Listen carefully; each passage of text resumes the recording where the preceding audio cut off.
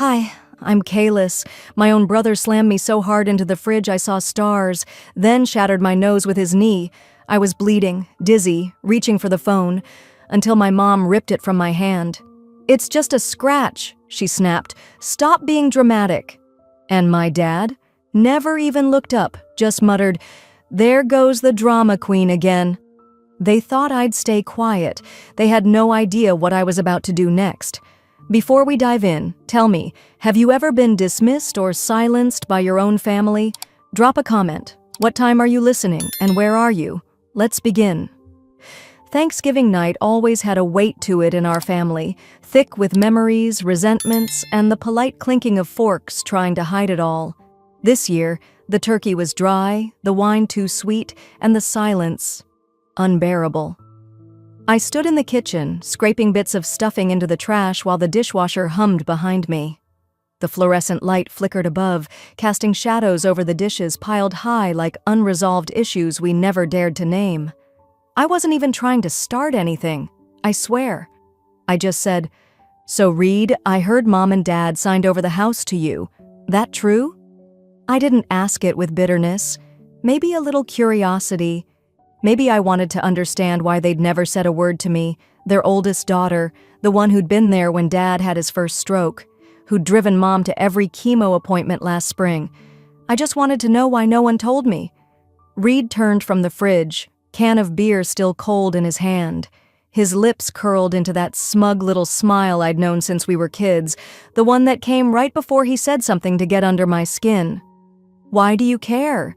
You never really lived here after high school. Thought you were too good for this place." I kept my voice even. "That's not true. I was just working. You know I was always around when it mattered." His eyes flashed. "Yeah, sure. Flying in from Asheville every now and then doesn't count as being around, Kalis." I turned off the faucet, wiped my hands, and looked at him. "I just think, if we're talking about family property, maybe we all should have been part of the conversation. That's all." That's when it happened. One second I was standing near the counter, the next my back slammed into the fridge door with a sickening thud, my breath caught, and before I could move, Reed's knee crashed into my face. The pain was blinding, hot, white, and then nothing but muffled ringing in my ears. I crumpled to the tile floor, my vision swimming. Somewhere in the distance I heard the football game still playing in the living room. No one had turned the volume down. I tasted blood. My mouth was open, gasping, but no sound came out at first. I felt around blindly, finally finding the edge of the countertop. I pulled myself up, slow, dizzy, one eye barely open. I stumbled toward the phone by the back wall. I don't remember deciding to call the police. My body moved on instinct, like it was trying to save itself. My fingers brushed the phone. I grabbed it, trying to press the numbers, but my hand was trembling so badly the buttons blurred together. I hit 9, then 1. That's when I felt the tug. The phone was yanked from my grip so hard it cracked against the floor. "Stop it," my mother hissed. "It's just a scratch." I looked at her through one eye, the other swelling shut. Her face was calm, like she was scolding me for spilling something on the rug. Not horror. Not concern, just irritation. "It's not a scratch," I whispered. She bent down and picked up the phone. "You always do this. Always turn things into a scene." Behind her, my father sat on the recliner, the remote still in his hand. He didn't even glance my way, just muttered, "There goes the drama queen again." I stood there, swaying. Blood dripped from my nose onto my shirt. No one moved. Not my mother, not my father, not Reed. The room was so quiet I could hear the announcer on the TV say, "Second and goal." And that's when I saw it. On the floor, near the baseboard, my leather bracelet, the one I wore every shift at the hospital. A patient had given it to me after I'd stayed through the night with her, whispering stories while she died. It had snapped during the scuffle, fallen, and now lay in a smear of blood. No one noticed. No one cared. That bracelet had meant something to me, like I meant something to people, just not here. I reached down and picked it up with shaking fingers. It was torn, useless now. Like me, maybe. I looked up again. No one had moved. I swallowed hard, then I walked to the front door, opened it, stepped out. The cold air slapped my face, and for a second, I almost went back inside, thinking maybe someone would follow. Ask me if I was okay, offer an apology, a ride to the ER. But nothing, just the door creaking shut behind me. I wiped the blood off my face with the sleeve of my jacket and stood there, under the porch light, listening to the wind. "They really don't see me at all," I whispered. And then quieter, but with a steel I hadn't heard in my own voice in years. "They don't see me, but they'll hear me. Soon." By the time I pulled into the hospital parking lot 2 mornings later, the bruising had turned a deep plum, spreading like spilled ink beneath my eye. I'd done my best with concealer in the dark bathroom of my apartment, but makeup could only do so much when your face told the truth louder than your voice ever could. I kept my head down, walking through the back entrance of the ER, badge clipped to my coat, avoiding eye contact with anyone already in the break room. I clocked in, made my way past the humming vending machines, and shut myself into the tiny staff bathroom. The mirror above the sink didn't lie. The swelling had gone down a little, but the discolored skin around my eye and cheekbones still screamed louder than any words could. My lip had healed slightly, but there was a faint split still trying to close itself. I pressed a cold paper towel to my cheek, not because it helped, but because it gave me something to do with my hands. A soft knock on the door made me flinch. "Kalis?" Zoe's voice was tentative.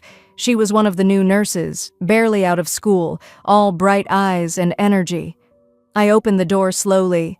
She blinked at my face, then quickly looked down at the coffee in her hand. "Sorry, didn't mean to intrude," she said, then added quietly, "Are you safe?" I didn't respond right away. She didn't say, "What happened?" And I appreciated that. It wasn't curiosity, it was concern. "Yeah," I lied, folding my arms. "Just slipped on the back steps. Black ice." Zoe handed me the coffee. "Well, here. I figured you'd be tired. You always take the first calls, even on holidays." I forced a smile. "Thanks. That's sweet." We walked into the break room together, where a few others were lounging before shift. Jorge, one of the trauma nurses, raised an eyebrow but said nothing. He nodded at me, that silent check-in men sometimes offer when they don't know how to ask the real questions. The warmth from these people I wasn't related to, caught me off guard. The ones who'd brought me burritos on long shifts, who remembered my birthday, who knew how I took my coffee. They didn't ask too much, but they saw me, at least more than my own family did. On my first 10-minute break, I sat on the bench near the lockers and finally checked my phone. 2 days since Thanksgiving. Not a single missed call. No voicemail. No "how are you" text. I wasn't surprised. I scrolled lower. There was one message. Liana. "Don't stir up drama. You know how Reed gets. Just let it go." I stared at the screen. Just let it go. Those 5 words pressed harder into my chest than my brother's knee ever could. I didn't know what I expected from her. Maybe nothing. Maybe just not this. Not a reminder that even my own sister saw me as the problem, not the bruises. I sat back and stared at the speckled ceiling tiles. And then, like muscle memory, an old scene floated up from the depths. I was 9. Reed had been 13. We were outside at our grandparents' old place. I had taken the last Pop-Tart. He'd locked me in the shed out back, laughing while I banged on the door. It was sweltering. I screamed. I cried. No one came. When they finally found me hours later, covered in dirt and mosquito bites, our parents scolded me for playing rough. My mom had laughed. My dad said I was too sensitive. I didn't say anything that night, just like I wouldn't now. Back in the ER, I slipped into the supply closet. Not because I needed anything, but because I needed air. I sat down on an overturned crate, pulled my small notebook from my bag, and opened it to a blank page. I started to write. November 28, 2024. Right orbital bruise.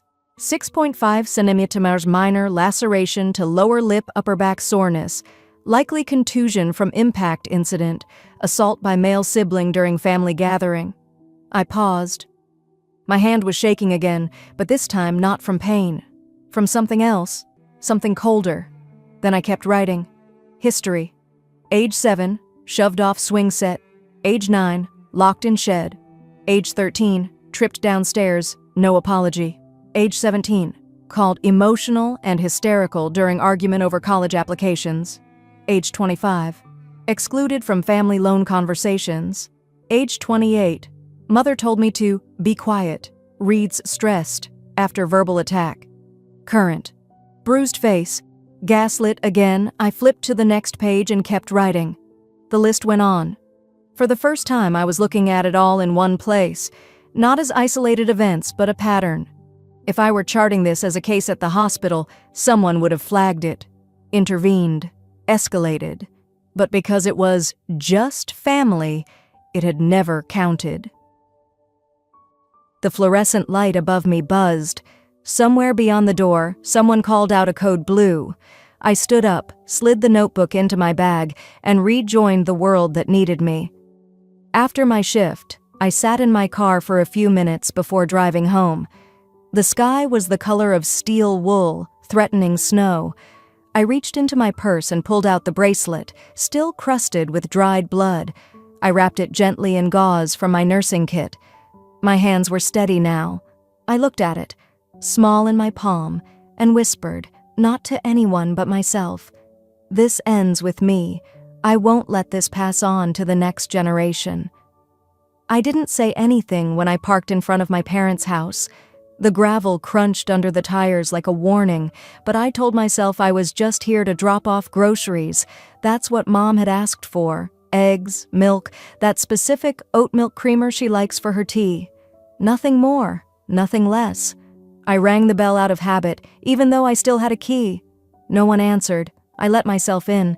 The house smelled the same, lemon cleaner and some kind of potpourri that tried too hard to smell like roses, but the air felt colder, heavier.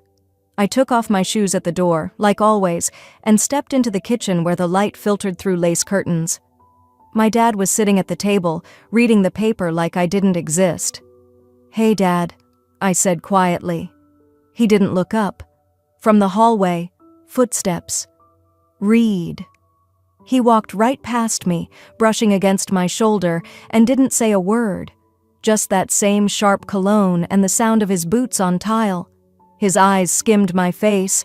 The bruises were faint now, yellowing, but not a blink, not a pause.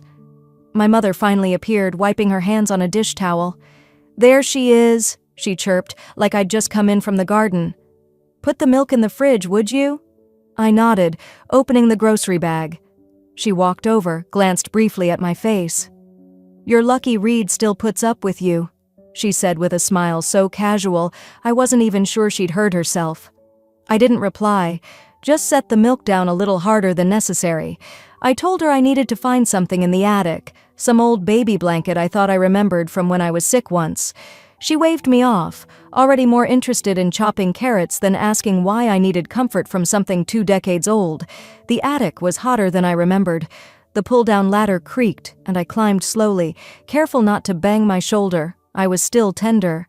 Dust floated in the air like old memories you'd rather forget. Boxes were everywhere, holiday decorations, old yearbooks, bags of clothes that never made it to Goodwill. I spotted a faded trunk in the corner, wedged between an artificial Christmas tree and a box labeled Thanksgiving China. On its lid, in a child's handwriting, probably mine, were the words, "Family 1989-2001. I pulled it forward. The lock was already broken. Inside were albums, thick, plastic-covered, some sticky from the heat. I flipped open the top one. First pages, Mom pregnant with Reed, then Reed's first steps, his Halloween costumes, his graduation, his high school football trophies. Page after page, his life laid out like a museum exhibit. Where was I? I searched for my face, my smile, any sign that I'd once lived in these walls. A couple of group shots, Thanksgiving, Christmas, but I wasn't in them. My stomach tightened. Then I found it, An album that had been half burned at the edges, the cover warped from heat or maybe dampness. I opened it carefully. Photos had been torn out, sloppily. You could still see jagged bits stuck to the corners. But one page remained, a half photo, just the edge of a birthday cake, pink frosting, and in the corner, a child's handwriting in purple marker, Kalis's Day, with a little heart. I stared at it. My breath caught. I remembered that cake. Strawberry with cream cheese frosting. I had begged for it, and then I remembered what happened that day. Reed had wanted the pink ribbon from my dress. I'd refused, hid it in the laundry basket in the hallway. He found it, ripped it from the fabric, and shoved me hard into the linen closet. Slammed the door. It locked from the outside. I was 8. I screamed at first, kicked, then cried, then whispered, then whimpered. At some point the heat made me dizzy. I remember curling up on a pile of towels, my cheek against the floor. I don't remember falling asleep, but I do remember the sound of heels. My mother. I saw her shadow through the crack under the door. She paused, and then she walked away. No one came until the next morning. I don't remember who opened the door, just the light hitting my eyes and the sticky, sour smell of sweat and fear on my dress. Back in the attic, I felt that same closeness in my throat, but this time I didn't cry. I closed the torn album slowly, carried it downstairs under my arm. I didn't say goodbye. By the time I got back to my apartment, dusk had fallen. The sky outside my window glowed with the soft pink of early evening, but inside, everything felt hollow. I laid the album on the coffee table, then went to my closet. From the top shelf, I pulled down the shoebox. Inside were scraps, photos, medical visit summaries, a bracelet stained with dried blood, a note Reed had once written and slid under my bedroom door. "You're not worth the air you breathe." I didn't throw any of it away. Tonight I started taping them to the wall, piece by piece, a bruise here, a photo there, a scribbled memory. I stepped back, arms folded. The half photo from my 8th birthday now sat at the center, pinned under a strip of masking tape. The marker squeaked softly as I finished writing the title, "The Case Against Silence." I stepped back, studied the wall for a moment. Memories, photos, scars now arranged like puzzle pieces. My hand hovered over one of the oldest photos, then dropped to my side. I wasn't ready to look at it any longer. That's when the phone rang. It was her. "Sweetheart," my mother's voice said, almost rehearsed. "How about dinner tomorrow night? Reed and Camille will be there. I thought we could move on." Move on. My fingers tightened around the phone. My face still carried the dull ache of a fading bruise. My thighs still sore from crouching in the attic. My heart blistered. Still, something in me, maybe something naive, wanted to believe. "I'll come," I said. The next afternoon, I stopped by a florist and picked up a bouquet of pale yellow tulips. I don't know why. Habit, maybe. Or hope in disguise. When I arrived at their house, the porch light was already on, even though the sun hadn't set. Inside, the scent of roasted meat filled the air, mixed with something sharp. Lemon, again.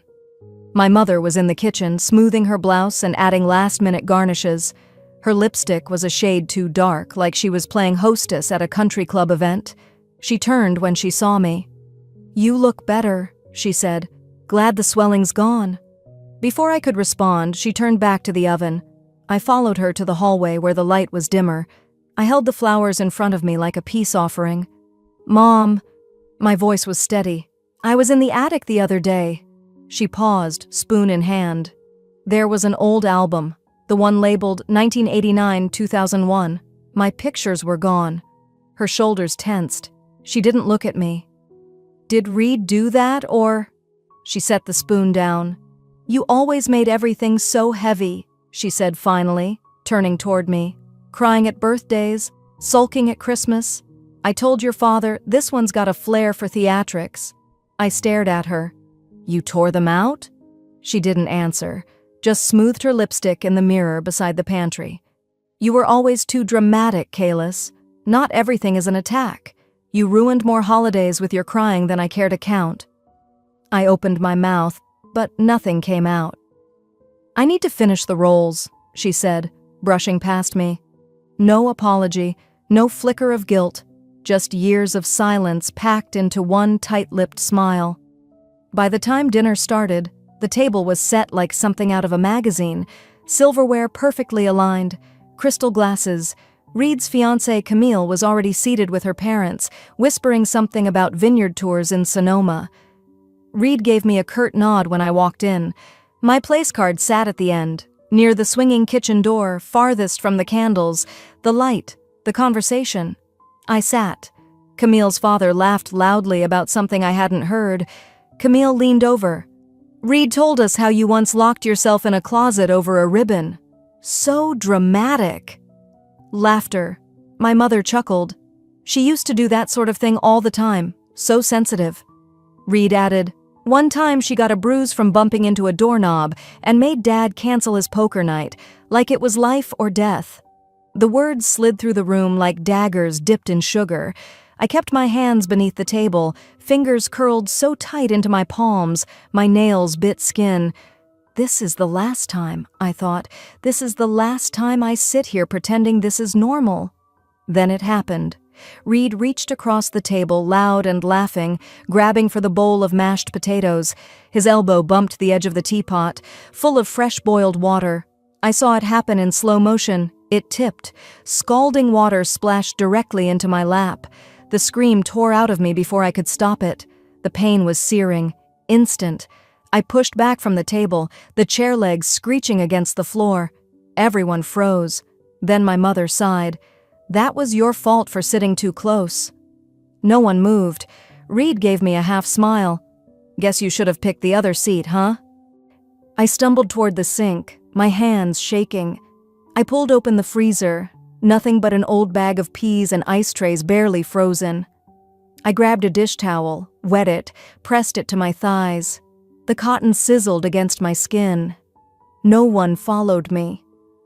I stayed there for a few minutes, breathing, biting the inside of my cheek, letting the pain crawl its way into something colder, numb. When I returned, the table conversation had resumed, as if nothing had happened. As if I hadn't screamed, as if I hadn't been burned. I stood behind my chair for a moment, then left. Back at my apartment, I changed into soft cotton pants and sat on the edge of the bed. The pain throbbed, but it wasn't just physical. It was the knowing, the confirmation. I opened my notebook and wrote 2 lists: people who were silent, people who helped hurt. I went down the names. Then I stopped. There was one I hadn't thought about in years. Not since the summer I turned 15. Someone who'd seen, once, who hadn't said much, but hadn't mocked either. I circled the name. My hand hovered over my phone, then tapped the contact. The screen rang twice before a voice answered. "Hello?" "Hi," I said softly. "I need to talk. I'm ready now." I didn't sleep. My body lay still, but my mind kept rewinding. Back to the boiling water, back to the way Reed smiled when it hit me.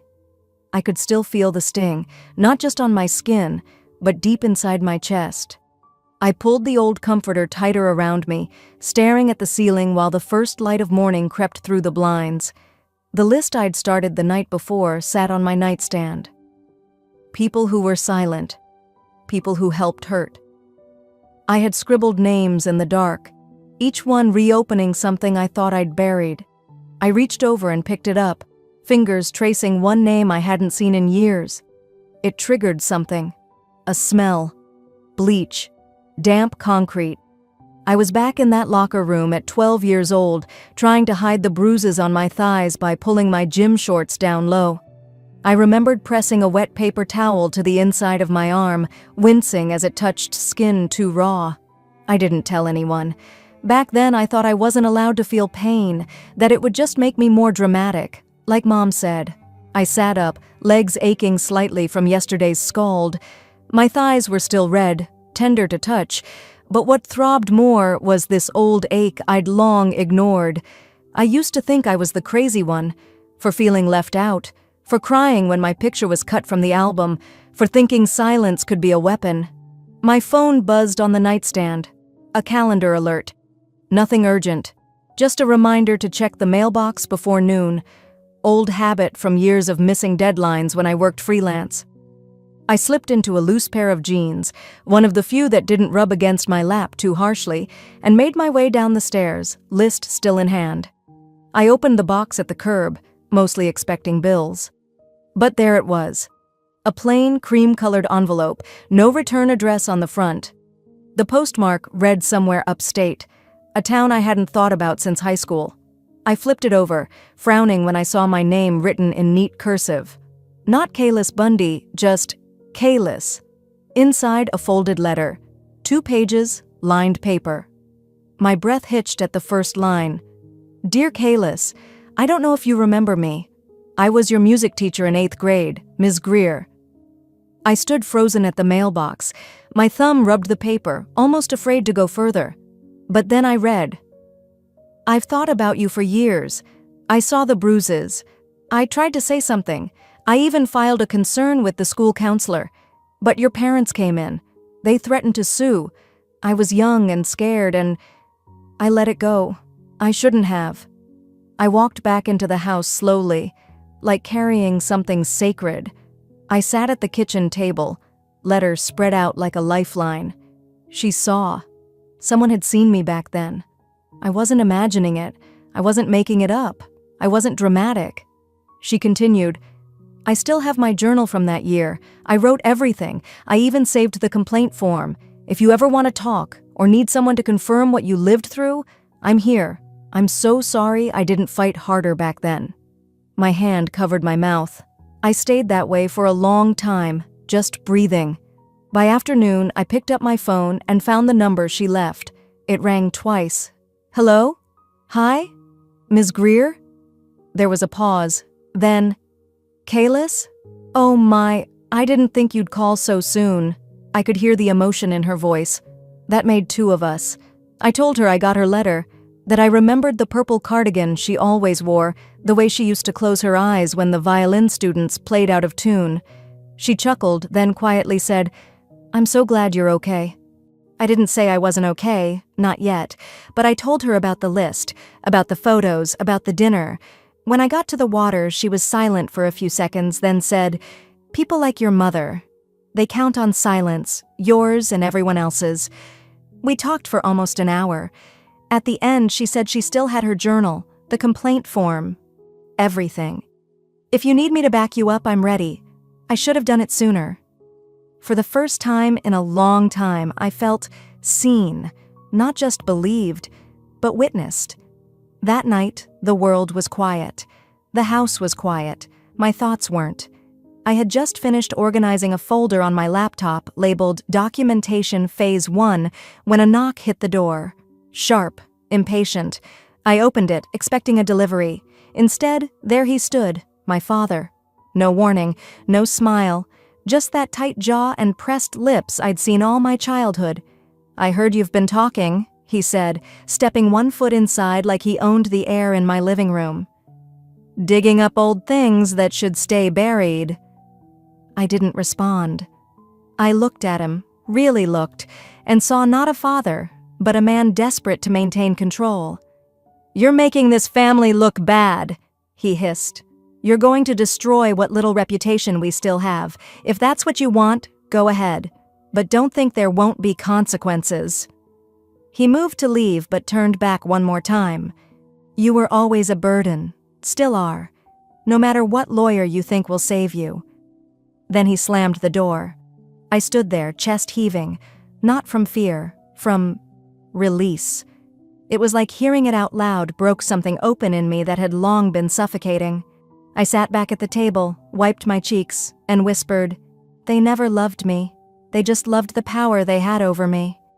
I reached for my laptop. I clicked the file name, Documentation, Phase 1, and sat still, the screen's glow soft against my face. Outside, the sun had begun to lower, casting long golden lines through the blinds. I didn't move right away.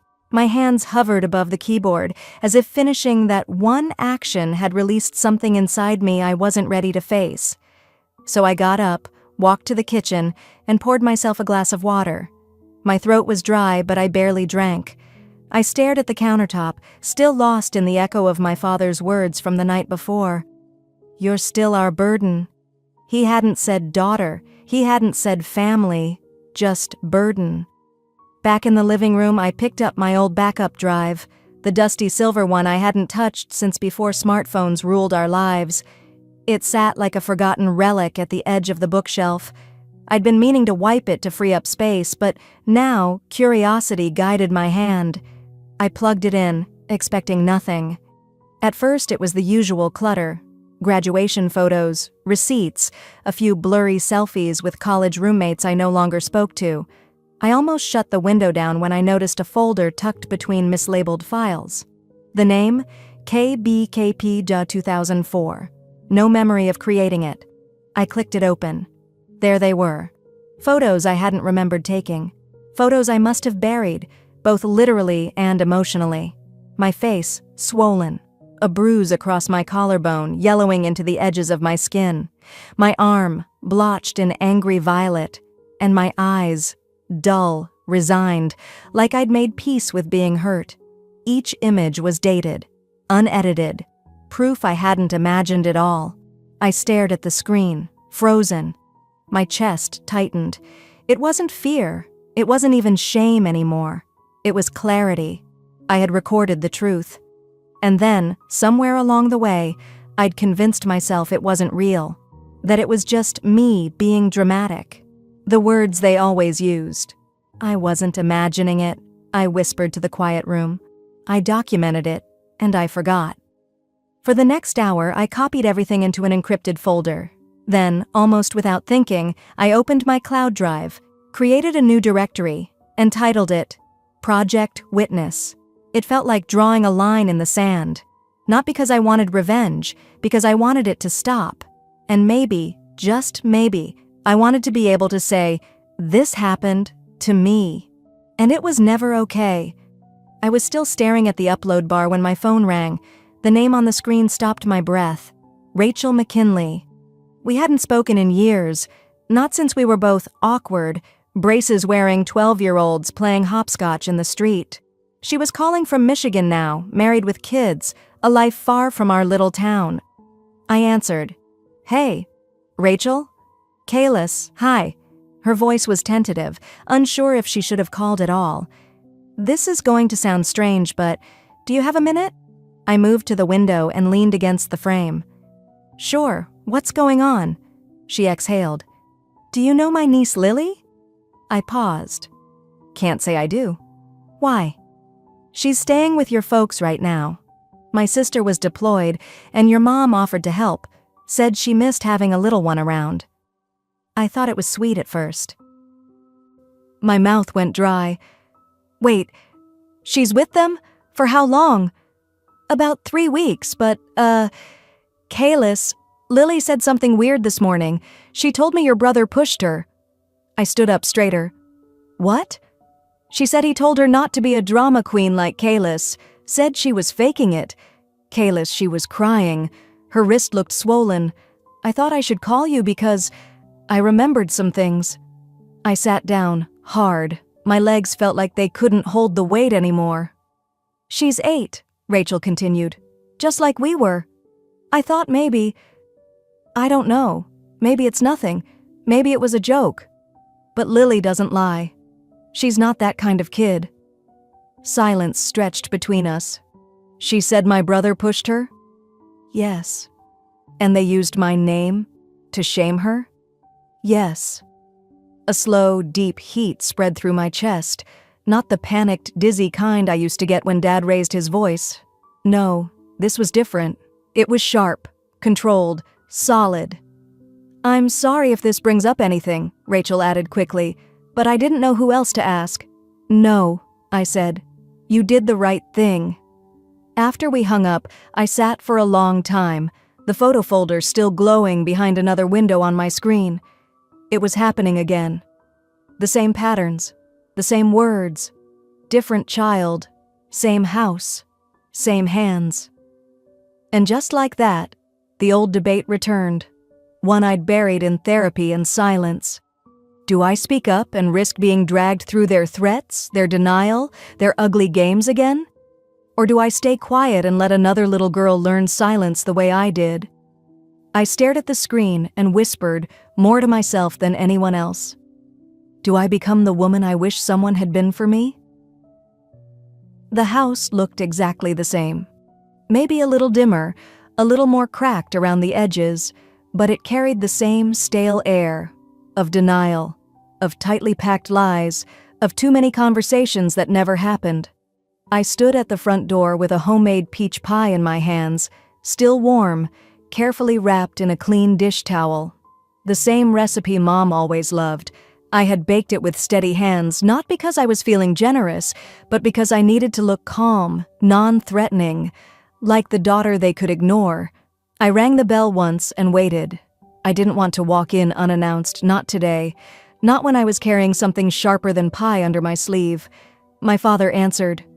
Well, look who finally stopped sulking.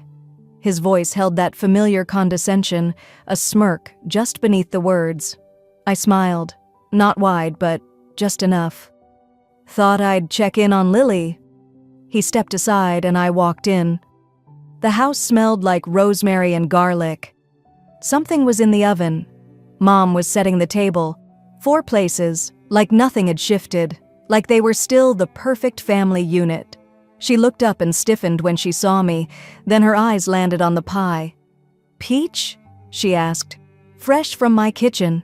She nodded once, as if awarding me a single point in a game I didn't ask to play. Set it by the window. Dinner's almost ready. I did as she said, slipping into the role they were comfortable with, obedient, quiet, grateful to be allowed back into their orbit. We sat around the dinner table like actors hitting our marks. Same chairs, same centerpiece, even the same flickering candle they always brought out for nice meals. Only now, my skin itched at the memory of where the bruises formed, just under the corner of that table where I'd once hit my shoulder trying to dodge a blow. Small talk filled the air. Dad asked about traffic. Mom offered me potatoes. I nodded, smiled, played the part. Then I set my fork down. I found something, I said softly, eyes on my plate. On an old drive, photos, time-stamped, clear. My father's hand froze midway to his mouth. My mother's fork clinked against her plate. I looked up at both of them. You have 72 hours, I said evenly, to tell the truth, publicly, or I will. No raised voice, no emotion they could call hysterical, just facts, cold, controlled, practiced. My father narrowed his eyes. You think threatening us will get you what you want? I don't want anything, I replied, just accountability. You think people will believe you over your own family? I leaned slightly forward. I don't need belief. I have documentation, and a timeline. And Lily. The mention of her name landed like a stone. My mother shifted. Dad's face hardened. You can bury me again, I said, or you can start digging your own graves. Your call. Silence. Then soft footsteps approached the dining room. Lily! She stood in the doorway holding a crayon and a coloring book, eyes wide. Before I could say a word, my mother snapped. What did I tell you about eavesdropping? Her voice was shrill now. You want to end up broken like her? Keep snooping around like that. Lily froze, every inch of her small frame tightening. Her bottom lip trembled, and she backed up without a word, like she'd just touched something hot. I stood slowly, napkins still in my lap. I looked straight at my mother. You just confirmed everything I needed. Her mouth opened, then shut. I didn't storm out. That's what they'd expect. I didn't make a scene or cry or yell. Instead, I walked into the kitchen. The air felt warmer there, the scent of pie hanging heavy around me. I opened the upper cabinet near the fridge and reached to the back. My old teacup was still there, white porcelain with blue vines running down the side. The one I used every night before bed when I lived here, before everything cracked. I placed it gently in my purse, zipped it closed. Back in the hallway, I glanced once toward Lily's room. The door was barely cracked open. They still think I'm bluffing, I whispered. I slipped out of the house as quietly as I had entered, the teacup nestled in my bag like a memory finally reclaimed. I didn't bother with goodbyes. Let them think I was bluffing. That night, I didn't sleep. I sat at the edge of my bed, laptop open, eyes locked on the audio file I had saved months ago. It was Lily's voice, small, cracked, terrified. "Mommy, please, I didn't mean to drop it. Please don't shut me out there again." And then my mother's voice. Ice, clear. "Well, maybe if you listened the first time, you wouldn't be punished. Go." I closed the file. I didn't cry. Not anymore. 2 days later, I walked into the community school board meeting. It was held in the town hall auditorium, half full, the kind of gathering where people wore stiff smiles and sipped from tiny water bottles.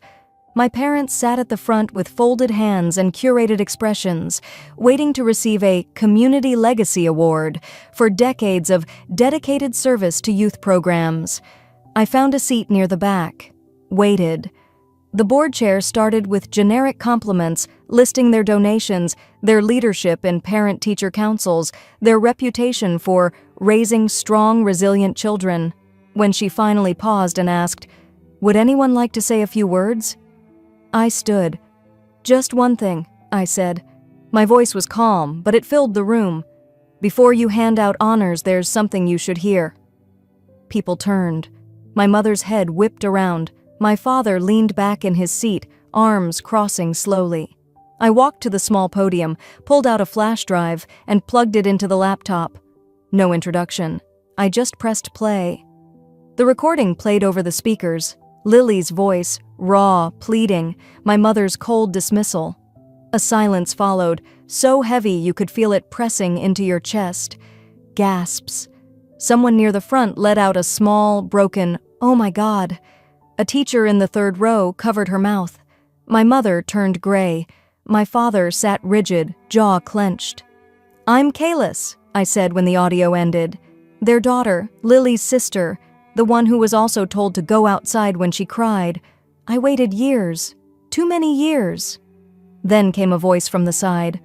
"I reported a bruise on Lily's arm last spring," said Mrs. Ackerman, Lily's music teacher, standing slowly. Nobody followed up. I asked the principal. I never got a response. And then another. "We were their neighbors," said a man behind me. "Every Saturday we heard screaming. We thought someone else would say something." The room was no longer polite. I didn't raise my voice. I just said, "I'm done waiting." My mother looked like she might faint. My father's mouth twitched, something between rage and panic. Then he stood abruptly, pulled a folded paper from his blazer, and stepped up toward the front of the room. "She's unstable," he said, his voice shaking in that tightly controlled way he used when trying to sound rational. "She was hospitalized for mental illness 3 years ago. Here's the documentation. You should know what kind of person's making these accusations." He held the paper up like a shield. I didn't move. I didn't need to. From the back row, a voice cut through the air. "That's not accurate." Everyone turned. "I'm Dr. Sharon Levin," she said, rising with a quiet authority. "I'm the physician listed on that file, and that document has been altered, severely. Kalis was seen for physical injury, not psychological. She was never admitted for mental health evaluation. This file is a forgery." For a moment, no one breathed. My father's hand dropped slowly to his side. His face lost its mask. His bluff had been called in public. I took one step toward the podium again. "You forged my records," I said, "just like you erased every mark you left, just like you convinced everyone I was the difficult one." I reached into my bag and pulled out the teacup, walked to the front and placed it gently on the wooden podium. "I used to drink chamomile from this while pressing ice to my face," I said. "You told me it was my fault the cup cracked, that I dropped it. But I kept it, because I knew one day I'd pour the truth back into it." My voice didn't rise. It didn't need to. Security had arrived by then, murmurs turning into action. "We're going to need you both to come with us," one officer said, approaching my parents. They didn't resist, They didn't speak, just stood, stunned, as the room parted and watched them walk down the aisle, not as heroes but as people whose shadows had finally caught up with them. And as they reached the back, I caught a flicker of movement by the hallway. Lily. She stood near the doorframe, clutching her backpack, eyes wide but dry. She didn't blink. She didn't cry. She just watched, just like I once did. Lily didn't move. She just stood there, barely taller than the door handle, her eyes locked on mine. For a moment, neither of us said anything. There wasn't anything to say. She'd heard it all, and I knew that look. I'd worn it once too. That night, I didn't sleep. Again. Instead, I made tea. No chamomile, just plain black, hot and strong. I sat at my little kitchen table while the city softened into silence, and I stared out the window like the answers might be stitched into the night sky. I didn't feel triumphant. I felt steady, still, like my hands had stopped shaking after years of pretending they weren't. A week later, I was in my attorney's office, seated across from Jeanette, a sharp-eyed woman in her 50s with a steel gray bob and a filing system that could probably take down a cartel. She slid a folder toward me. Child Protective Services filed formal charges against your parents this morning. Child endangerment, falsifying medical records, interference with mandated reporting. I nodded slowly. And Lily? She's been placed in temporary foster care for now, Jeanette said gently. But we've started your guardianship petition. Given the public nature of your testimony and the documentation you've provided, I don't foresee pushback. I exhaled through my nose and looked down at my hands. Can you add a clause? Jeanette tilted her head. Go on. I want it on record. They're not to contact me, or Lily, ever. No letters, no surprise just want to talk calls. Nothing. She nodded, already scribbling.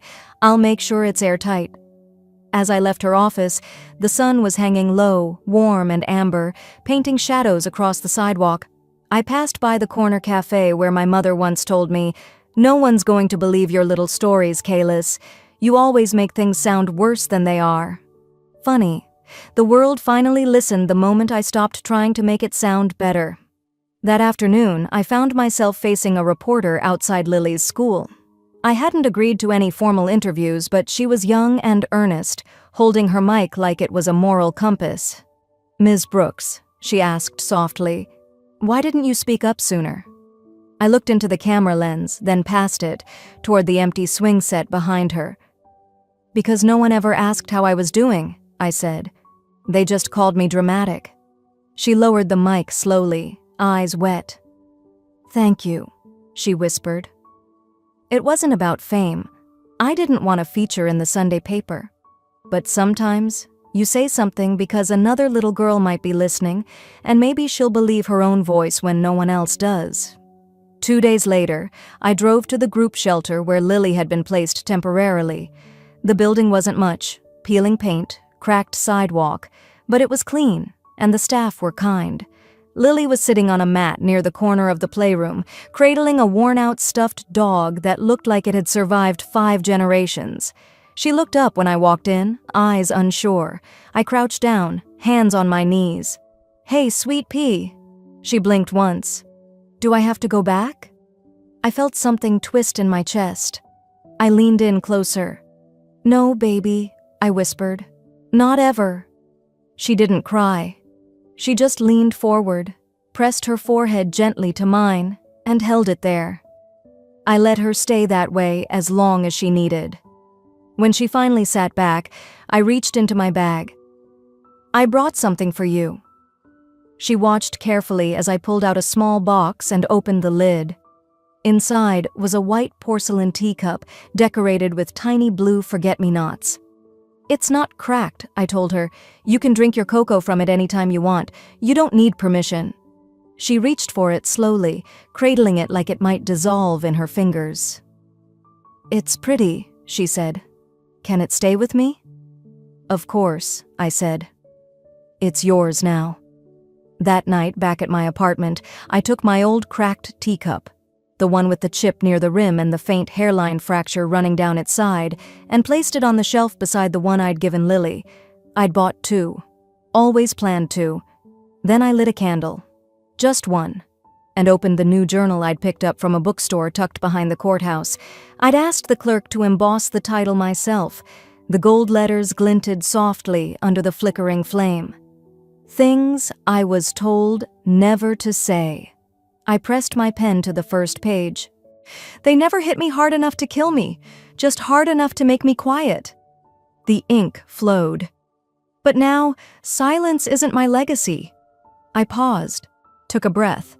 This is protecting a child like I once needed, and that is enough. I closed the journal gently, the pages still warm. Then I sat back and stared at the 2 cups. One cracked, one whole, and both, finally, safe.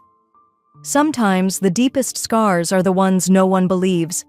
Have you ever been gaslit or silenced by the people meant to protect you? Tell me your story. I read every word, and I believe you.